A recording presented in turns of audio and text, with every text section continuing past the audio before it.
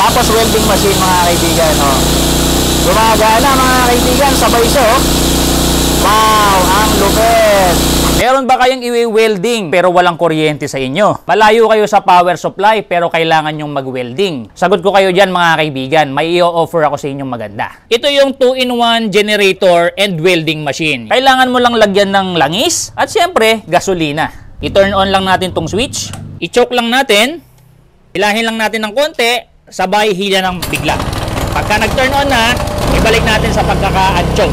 Yan mga kaibigan, ito po yung 160 amperes na PK 160A 2-in-1 generator and welding machine mga kaibigan. Ito po ay order ni Sir Rax Dumondon from Palawan. Testingin natin mga kaibigan para hindi tayo makapagpadala ng defective sa kanya. So pwede tayong mag-welding at the same time, pwede rin tayong magsaksak ng any power tool dito. Meron po siya ditong AC outlet. Yan, so ito gumawa na po ako ng aking extension para makapagsaksak po ako ng power tool dito. Reminder lang na hindi po kasama yung mga extension na yan ha. Pero kasama na po itong nail plug po na to at saka itong mga connectors na to. Ito pong welding cables hindi din po kasama mga kaibigan, pero kasama na po itong ating welding rod holder at saka ground clamp. So saksak natin para makita natin kung umaandar. Ayan, so ito makakapag-drill tayo o kaya grinder.